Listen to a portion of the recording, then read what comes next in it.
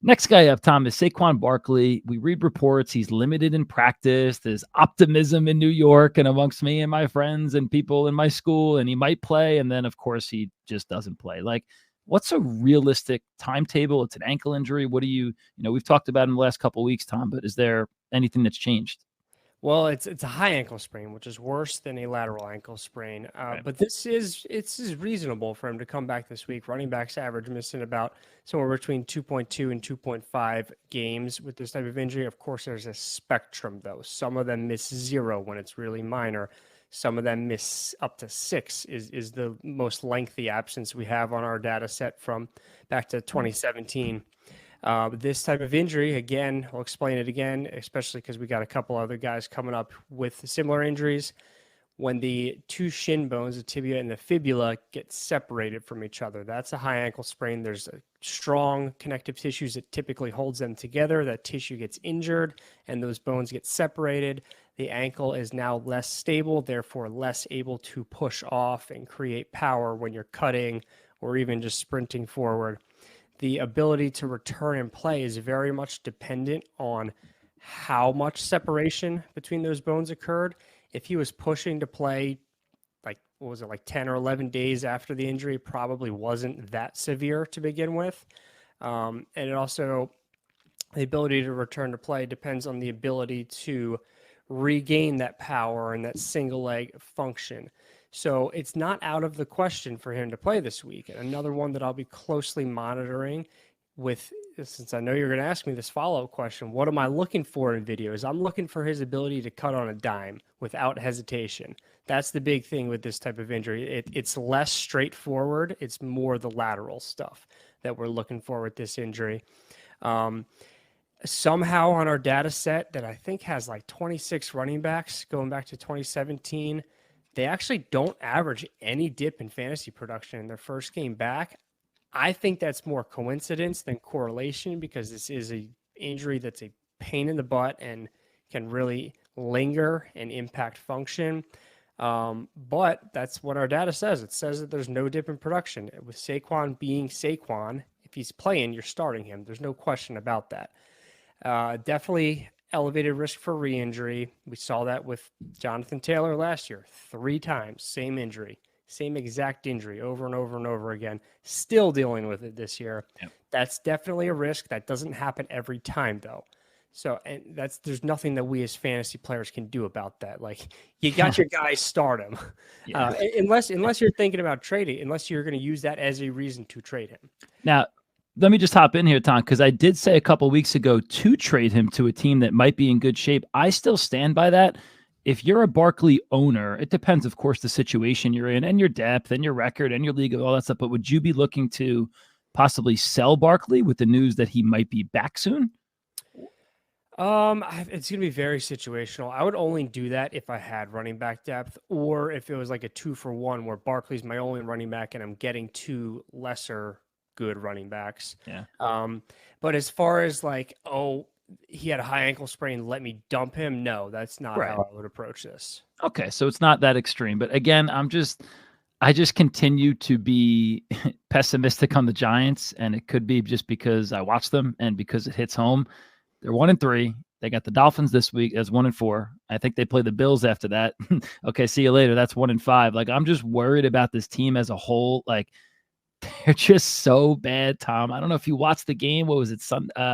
Monday night? I think it was the Monday night game.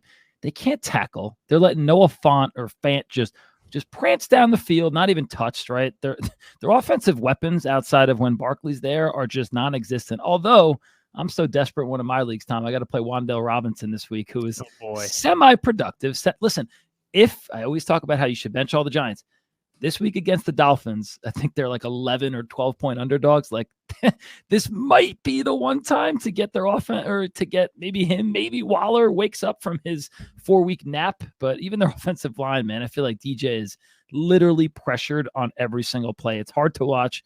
I envy you as a 4-0 Eagles fan. But again, for me personally, Barkley is a sell candidate. Just because, again, I'm worried about the Giants, and I'm not going to say that they're going to pack it in and bench Barkley, but what if there is that re-injury? Tom's not saying that there is, but he says that it's more likely it could happen. But Barkley, for me, I'm just out on right now, and just the Giants are kind of make me sick. What were we I'm going to say, just Tom? thinking about, man, you said a 4-week nap. How nice would that be?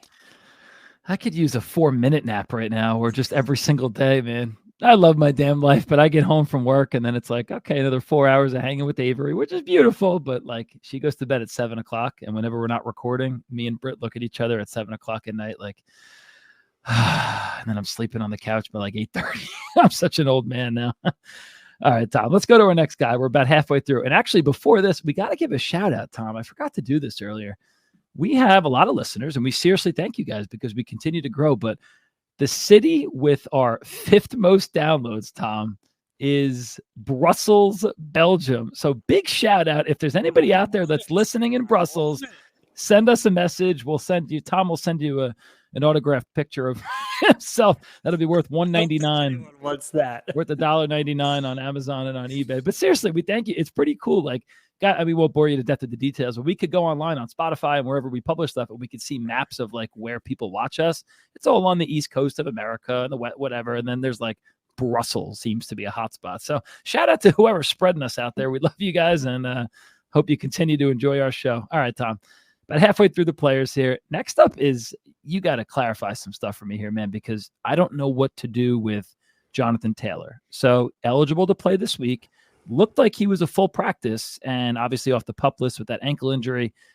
Tell us a little bit about injury-wise, what we can expect, and then I got some burning questions for you, Tom. What do you got? A lot to unpack here. So obviously we just talked about how he had not 1, not 2, but 3 high ankle sprains, same ankle last season. If you remember, I wrote in the preseason, I wrote articles like kind of summarizing injury history of players broken down by different positions. And I put up a lot of red flags on Jonathan Taylor. And this was before he went on the IR. He goes on the IR with this ankle injury still. So that tells us that it's still there to some degree. Like, he had the surgery in January, but again, that was not the tightrope procedure that we hear about all the time with these high ankle sprains. It was just a clean out procedure. So that's not actually repairing anything. It's not fixing anything. It's just taking bits of tissue that could be causing pain or impeding range of motion and cleaning it out. The fact that 6-7 months later, he gets put on the IR for this injury, and I know people at home listening will be like, no, he was not actually injured. It was a contract thing. Yes, I recognize that the contract was a factor as well, but he's not going on IR if he's not injured. So the fact that he was still dealing with that 6-7 months later there's nothing positive about that. No. It can only be a bad thing. Now he's had 4 more weeks to rehab. Maybe that's what he needed. He's back to practice this week and practiced in full this week. And I don't doubt that he can play at a high level. I mean, we just talked about how our data set shows no dip in fantasy production for running backs after high ankle sprains. And again, I do think that's more coincidence than correlation.